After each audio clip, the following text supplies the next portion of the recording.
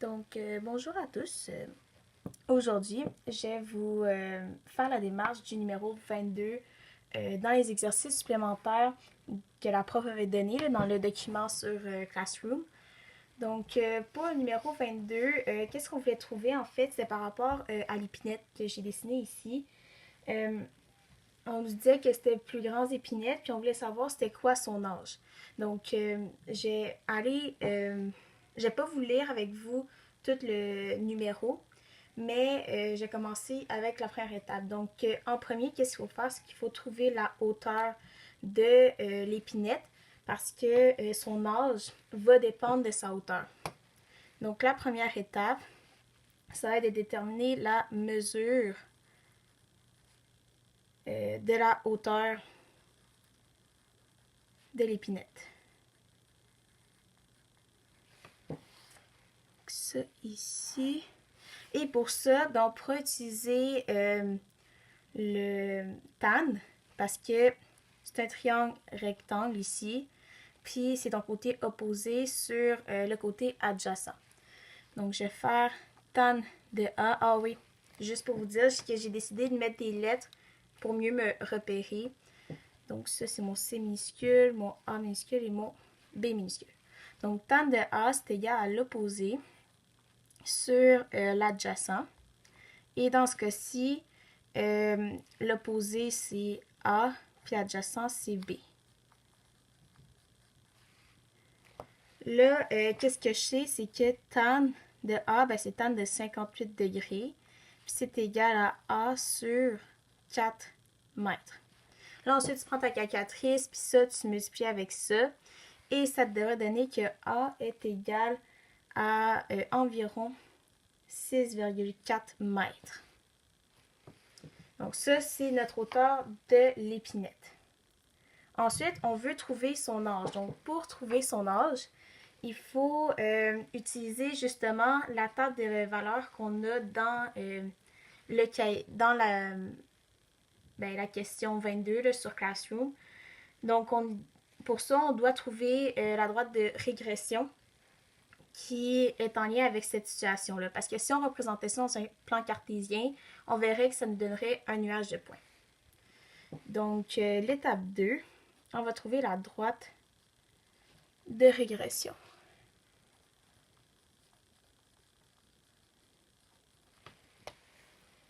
Ici. Là, je vais mettre les données en ordre croissant pour qu'on puisse ensuite déterminer la droite de régression. Donc, on a 10,4,8. On a aussi 10 et 5, 13 et 5,1. On a 15 et 5,5. 16, 5,5. On a aussi 2 fois 16 et 5,5. C'est 18, 5,6. Et là, je vais mettre en haut parce qu'il manque de place. 18 et 5,8. Donc ça, c'est mes 8 données que j'ai dans ma table des valeurs. Donc, pour trouver la droite de régression, tu en as 8 données, puis tu n'as pas de données extrêmes. Donc, pour te faciliter la vie, je te conseille de faire la droite de Mayer. Donc, ici, je vais diviser le groupe en deux, comme ça. Ici, tu as ton groupe 1, puis ici, le groupe 2.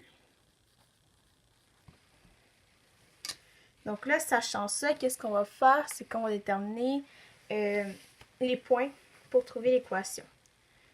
Donc ici, le point 1, quand on va trouver, on va faire la moyenne des x du premier groupe. C'est égal à 10 plus 10 plus 13 plus 15. Puis vu qu'on a 4 données, on va diviser par 4. Puis ça devrait donner 12 comme réponse. On va faire la même chose avec les y. Donc là, ça va être 4,8 plus 5 plus 5,1 plus 5,5. Et encore une fois, on divise par 4 vu qu'on a 4 données. Et ça devrait donner 5,1. Fait que là, tu sais que ton point 1 les coordonnées, c'est 12 et 5,1. Ensuite, qu'est-ce qu'on fait? On va trouver le point 2. Donc, on fait la même chose que pour le point 1. Donc, 16 plus 16 plus 18 plus 18. Et ça, tu divises par 4, ça va te donner 17. C'est la même chose pour les Y du groupe 2. Donc, 5,5 plus 5,5 plus 5,6 plus 5,8. Et ça, tu divises par 4. Donc, normalement, ça devrait te donner 5,6. Donc, ton point 2, les coordonnées, c'est 17 et 5,6. Fait que là, on a trouvé nos 2 points. Maintenant, il faut trouver notre équation. Donc, pour l'équation, je vais faire ici.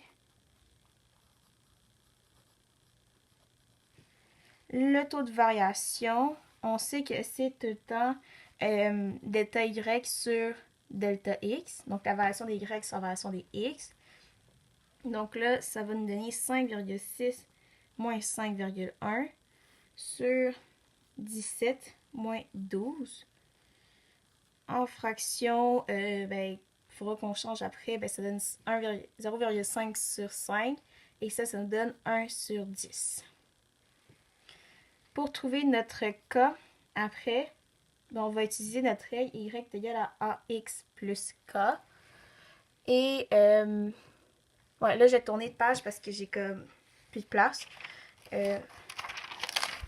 Donc, c'est ça. Pour le K, je vais refaire ici. On va faire Y est égal à AX plus K.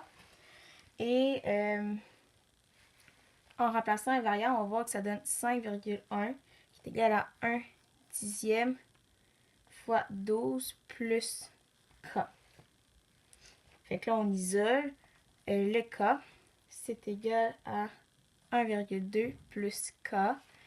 Et là, si tu fais 5,1 moins 1,2, ça va te donner 39 sur 10. Là, j'ai transformé en fraction, mais c'est parce que c'est mieux de garder en fraction, justement. Ça va être plus facile à travailler. Fait que notre règle, on l'a, c'est Y est égal à X sur 10 plus 39 sur 10. Fait que là, on a notre équation de régression.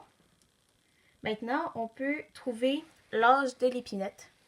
Donc ça, on était à l'étape 3. Ouais. Donc à l'étape 4, on va trouver l'âge de l'épinette.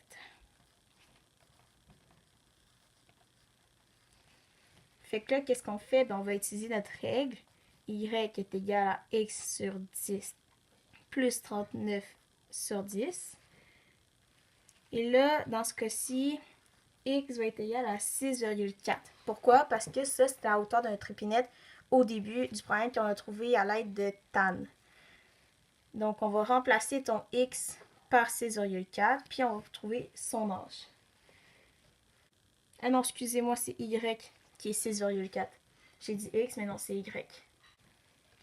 Donc ici, on va remplacer 6,4 est égal à X sur 10 plus 39 sur 10. Plus 6,4, si on le met sur 10, ça fait 64 sur 10. On va soustraire le 39 sur 10. Fait que 64 moins 39, ça fait 25 sur 10, qui est égal à X sur 10. Donc, si je fais 25 sur 10 fois 10, qui est égal à X, ben là, on peut simplifier le 10. Ça se divise par 10, c'est 2. Donc, 25 est environ égal à notre valeur, à notre âge. Donc, ça va être 25 ans. Fait que là, on va écrire notre réponse. Donc, l'épinette a environ 25 ans. Donc, voilà pour la démarche de ce problème-là.